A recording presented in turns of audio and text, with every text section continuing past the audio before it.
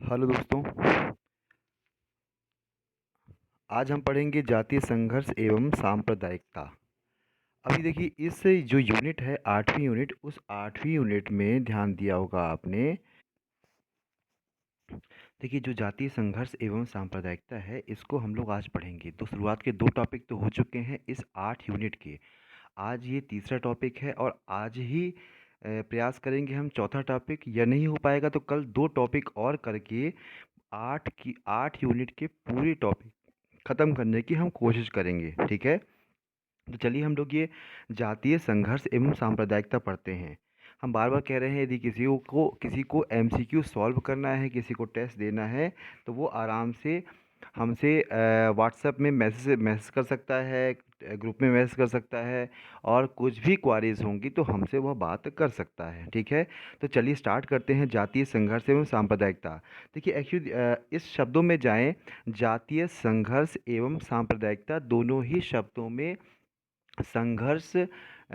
संघर्ष ही दिखाई दे रहा है। जातीय संघर्ष या सांप्रदायिकता, सांप्रदायिकता का सीधा सा अर्थ है जब आप किसी अपने धर्म, अपने संप्रदाय को इतना ऊंचा मानते हैं, जब किसी अन्य संप्रदाय या धर्म को नीचा दिखाना चाहते हैं, या उसकी आप कह सकते हैं कि आप इसकी भावनाओं से कदर नहीं करते, तब ये स्थिति सांप्रदायिकता की तैयार होती है।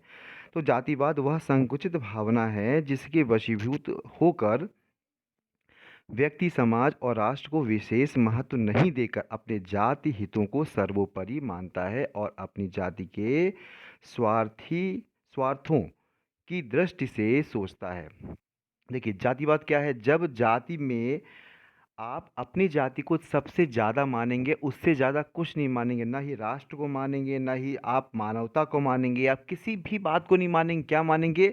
जाति। ये मतलब ये व्यक्ति मेरी जाति का है तो मैं इसके लिए सब कुछ करूँगा, यह होती है जातिवादिता।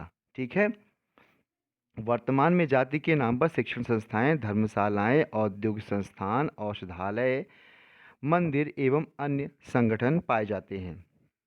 इन संगठनों के माध्यम से जाति विशेष की स्थिति को सामाजिक संस्तरण की प्रणाली में ऊंचा उठाने का प्रयत्न किया जाता है। देखिए जितने भी जातिवादी संगठन देखा होगा आपने, ठाकुर समाज देखा होगा, ब्राह्मण समाज देखा होगा, कि वैश्य समाज, जितने भी समाज क्या होते हैं, ये अपनी जाति को ऊपर उठाने का प्रयास करते हैं। दिन ब दिन वो प्रयास करते हैं कि यह हमारा समाज सबसे ज़्यादा ऊपर उठ जाए। जातिवाद का अर्थ क्या है? जातिवाद वह भावना है जो एक जाति के सदस्यों को अपनी ही जाति वालों के उत्थान, एकता एवं सामाजिक स्थिति को ऊंचा उठाने में मदद करती है। मतलब जातिवाद का सीधा सा अर्थ है, आप लोग देख रहे होंगे। आप आइए, जितने भी हमने समाजशास्त्र के जो कॉन्सेप्ट है, इसको बार बार हमने कहा है, यह आप लोग आसपास के माहौल, आसपास के व्यवहार, हर जगह आप देखते आए होंगे।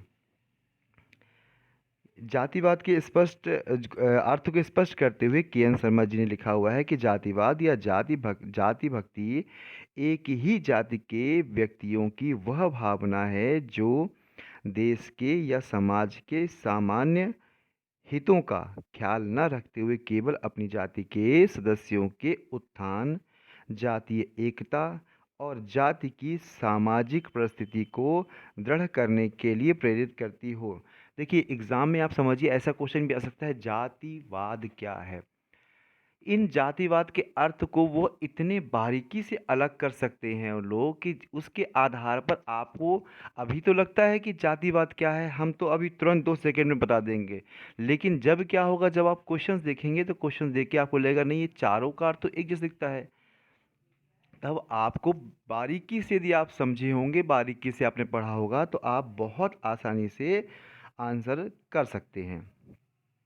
स्पष्ट है कि जातिवाद वह संकीर्ण भावना है जो एक जाति के सदस्यों को अन्य लोगों के सामान्य हितों की चिंता नहीं करते हुए अपनी ही जाति के लोगों को जीवन के विभिन्न क्षेत्रों में प्राथमिकता देने को प्रेरित करती है।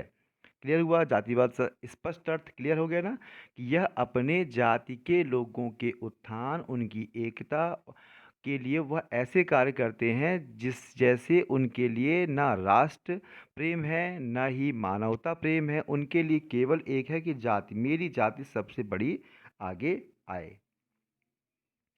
अब देखिए जातिवाद के विकास के कारक कौन कौन से हैं। एक है, देखो जातिवाद के विकास, ध्यान दीजिएगा शब्द क्या है, जातिवाद विकास के कारण। पहला है वैवाहिक प्रतिबंध। वैवाहिक प्रतिबंध से कैसा हो सकता है, जब किसी भी जाति में यह प्रतिबंध होता है, जो कि इस समय आप देख रहे होंगे कि मेरी जाति के अंदर ही विवाह हो, वह किसी अन्य जाति से, चाहे घर का लड़का हो चाहे घर की लड़की हो, किसी अन्य जाति से विवाह न करे। तो उस स्थिति में क्या होगा, वैवाहिक प्रतिबंध यदि लगे होंगे तो जातिवाद को बढ़ावा मिलता है। इससे क्या होगा, वह जातिवाद की जो संकल्पना है, जो आपकी संकीर्णता है मानव की, उस जाति के प्रति वो उसको बढ़ावा मिलता है, यदि वह वैवाहिक जो संबंध होते हैं उसकी जाति में ही रखने का प्रतिबंध होता है। दूसरा है यातायात एवं संदेश वाहन के साधनों का विकास। यातायात और संदेश वाहन के साधनों के विकास ने जातिवाद को राष्ट्रव्यापी बना दिया है। भाई अब क्या है, चाहे छोटी सी जो कल्पना थी, वो कल्पना उठ के पूरी तरह से देश तक आई, देश से अंतर्राष्ट्रीय स्तर पर भी चली गई। जातीय स्थिति को ऊंचा उठाने की लालसा, जातीय प्रतिष्ठा को ऊंचा उठाने और सामाजिक संस्तरण की प्रणाली में अपनी जाति की स्थिति को उन्नत करने की इच्छा ने ही जातिवाद के विकास में विशेष सहायता पहुंचाई है। ठीक है, क्लियर हुआ आपको ना। नेक्स्ट है औद्योगिकरण। क्या होता है, जब उद्योगों को क्या बढ़ावा होता है, उसमें क्या होता है, परिवार तथा जाति के वंशानुगत पेशे को चोट पहुंची है। परिणाम स्वरूप यह हुआ है कि आर्थिक सुरक्षा समाप्त हो गई है। ऐसी स्थिति में जाति के द्वारा अपने सदस्यों को आर्थिक सुरक्षा प्रदान करने हेतु लोग लगे रहते हैं, और ये वो प्रयास करते हैं कि मेरी जाति के लोग हैं वो थोड़ा सा आगे बढ़ें, उनको कोई समस्या ना हो। जातियों का विभेदीकृत विकास, मतलब कई जातियां हैं लेकिन हाँ कोई विशेष जाति का हम ज़्यादा विकास करेंगे, कोई जाति का कम विकास करेंगे, तो इससे भी संस्कृतिकरण, ये शब्द बहुत अच्छा है। संस्कृतिकरण क्या है, संस्कृतिकरण की प्रक्रिया का उल्लेख डॉक्टर श्रीनिवास ने किया है। संस्कृतिकरण वह प्रक्रिया है जिसमें एक निम्न जाति ब्राह्मण क्षत्रिय प्रभु जाति के खान पान रहन सहन देवी देवता प्रथाओं रीति रिवाजों वेशभूषा व्यवहार और जीवन जीने के ढंग को अपनाती है। मतलब एक निम्न जाति उच्च जाति के संस्कारों को, उनके क्रियाकलापों को, उनकी विधि विधानों को अपनाने की जब कोशिश करती है तो यह प्रक्रिया कहलाती है संस्कृतिकरण। ये डॉक्टर श्रीनिवास जी ने दी थी इस परिकल्पना को। जाति संगठन, अब जाति संगठन होंगे स्वाभाविक है, हम अभी बताया हमने ब्राह्मण जाति, वैश्य जाति, शूद्र जाति या ठाकुर जाति, इस तरह की जाति के संगठन होते हैं। तो ये क्या करते हैं, ये अपनी जाति को प्रमोट करते हैं। फिर राजनीति, राजनीति में क्या होता है, जिस जाति का व्यक्ति ऊपर होता है तो कहीं ना कहीं वो अपनी ही जाति के विषय में ज़्यादा सोचते हैं और कल्याण की योजनाएं बनाते हैं। जातिवाद के दुष्परिणाम, जातिवाद प्रजातंत्र विरोधी है, स्वाभाविक है, सबके लिए काम नहीं करेंगे, अपनी जाति विशेष के लिए काम करेंगे तो क्या है, वो प्रजातंत्र विरोधी कहलाएंगे। जातिवाद राष्ट्रीय एकीकरण के मार्ग में बाधक है। तो अब एकीकरण कैसे होगा, जब सब लोग इकट्ठा आएंगे, जब हम अपनी केवल जाति का ही विकास करेंगे तो एकीकरण कैसे होगा, राष्ट्रीय एकीकरण। जातिवाद औद्योगिक कुशलता में भी बाधक है। औद्योगिक कुशलता कैसे, एक सामान्य अर्थ हम समझे, जब हमारी जाति का व्यक्ति होगा तो हम क्या करेंगे, उसको प्रमोशन देना होगा, तो ठीक है कोई दिक्कत नहीं है, आप एक आगे चल जाओ और अपना काम करो, सब चल जाएगा, कोई दिक्कत नहीं, हम संभाल लेंगे। जब यदि कुशलता के आधार पर नहीं, जाति के आधार पर उसके कार्यों को आंका जाएगा तो क्या होगा, जातिवाद और बढ़ेगा। नैतिक पतन, जातिवाद कुछ सीमा तक नैतिक पतन के लिए भी उत्तरदायी है। भेदभाव को बढ़ाना, जातिवाद होगा तो भेदभाव बढ़ेगा ही बढ़ेगा। गतिशीलता में बाधक, गतिशीलता का तात्पर्य क्या होता है, जब आप एक स्थिति से दूसरी स्थिति में परिवर्तन लाते हैं तो वो गतिशीलता होता है। सामाजिक गतिशीलता को हम लोगों ने इस यूनिट के तीसरी यूनिट में अच्छे से पढ़ा है कि सामाजिक गतिशीलता क्या है। तो इसमें क्या है सामाजिक गतिशीलता, उसमें यही है कि जब हम एक स्थिति से दूसरी स्थिति में जाते हैं तो वो कहलाता है सामाजिक गतिशीलता। भ्रष्टाचार, जातिवाद की भावना ने सभी क्षेत्रों में भ्रष्टाचार एवं भाई भतीजा जो वाद है वो काफ़ी ज़्यादा इसको बढ़ाया है। सामाजिक समस्याओं का उदय हुआ है और जाति संघर्ष से जातिवाद की भावना ने सामाजिक तनाव एवं जातीय संघर्ष को भी जन्म दिया है। ये हो गया आपका जातिवाद। एक दो शब्दों में पहला शब्द तो हो गया जातिवाद। अब हम दूसरे शब्दों में आते हैं। क्या आ रहा है? वो है सांप्रदायिकता। अब हम सांप्रदायिकता के बारे में पढ़ेंगे। क्या है सांप्रदायिकता? सामाजिक समस्या के रूप में सांप्रदायिकता का उल्लेख करने से पूर्व सांप्रदायिकता के अर्थ को जान लेना आवश्यक है। एक्चुअली है क्या, ये तो समझे हम लोग। सांप्रदायिकता अपने ही जातीय समूह के प्रति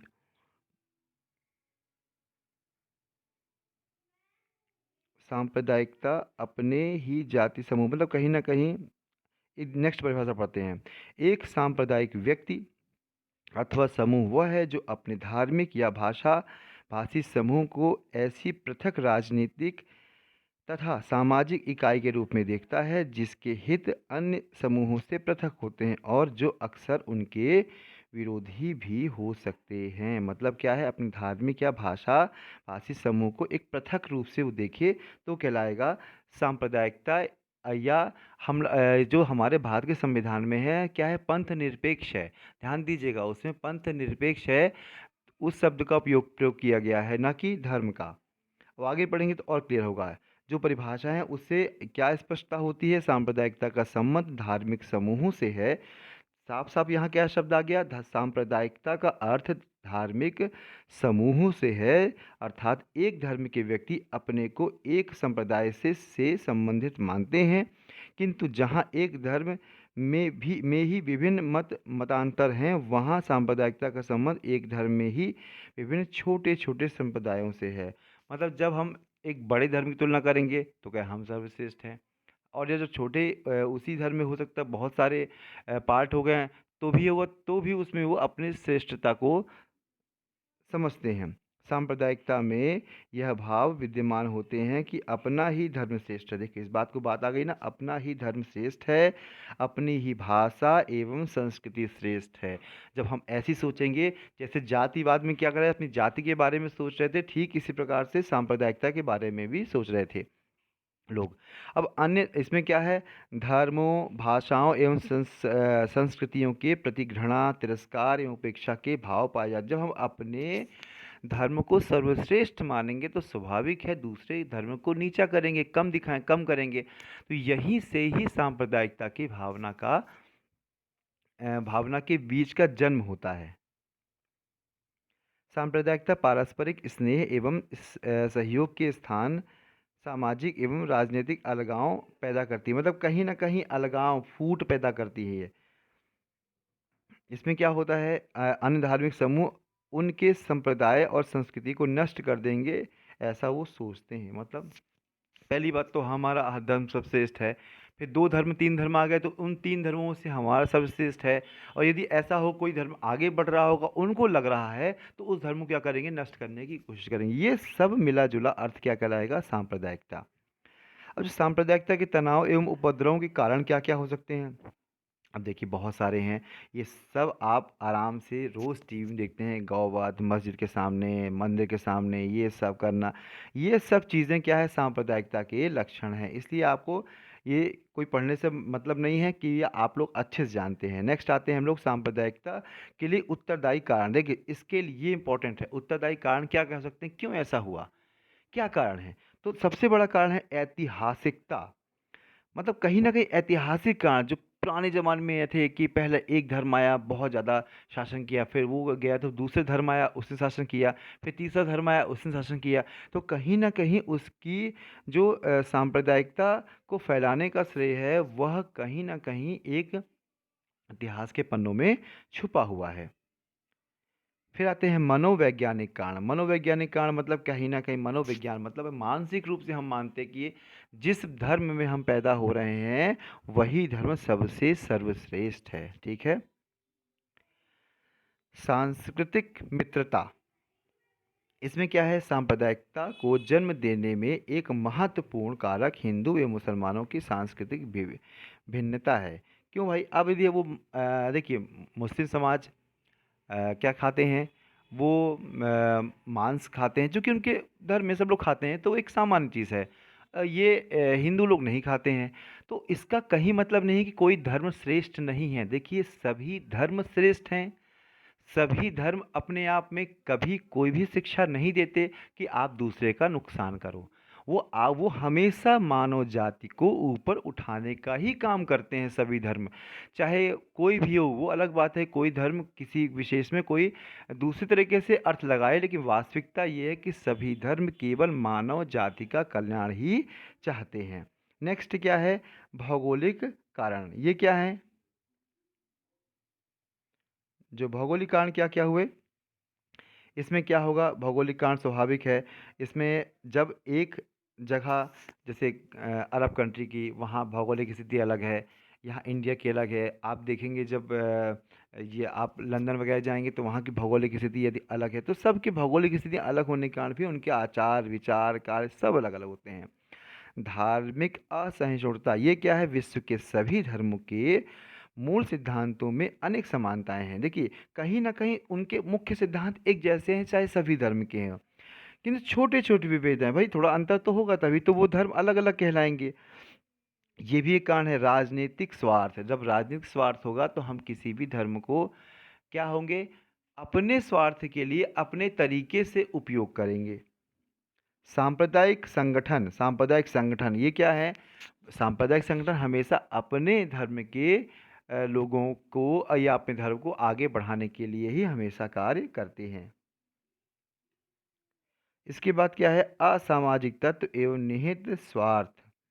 सांप्रदायिकता को बढ़ावा देने में समाज विरोधी तत्वों एवं निहित स्वार्थों वालों का भी महत्वपूर्ण योगदान होता है। भाई, हम यदि दो लोगों को लड़ा देंगे तो क्या होगा? फायदा हमारा ही होगा।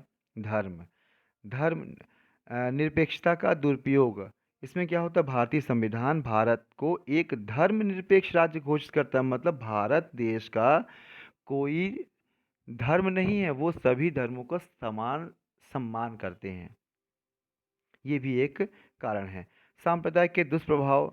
दुष्प्रभाव तो बहुत सारे होंगे। देशव्यापी दुष्प्रभाव होगा, और तनाव संघर्ष भी होगा, जनधन की हानि भी होगी, राजनीतिक दुष्परिणाम भी होगा, आर्थिक विकास में बाधक भी होगा, असामाजिक तत्वों में वृद्धि होगी। बहुत सारे असामाजिक तत्व होंगे जो अपने धर्म को लेकर दंगा फसाद का भी कर सकते हैं।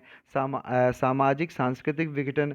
अब सामाजिक सांस्कृतिक विघटन क्या होगा? इससे सांप्रदायिकता में आप कोई धर्म को मान रहे हैं, दूसरा धर्म वाला कह रहा है कि नहीं ऐसा नहीं होना चाहिए, तो कहीं ना कहीं एक संस्कृति में विघटन की स्थिति भी उत्पन्न हो जाएगी। अब इसके बाद हम लोग आते हैं कुपोषण।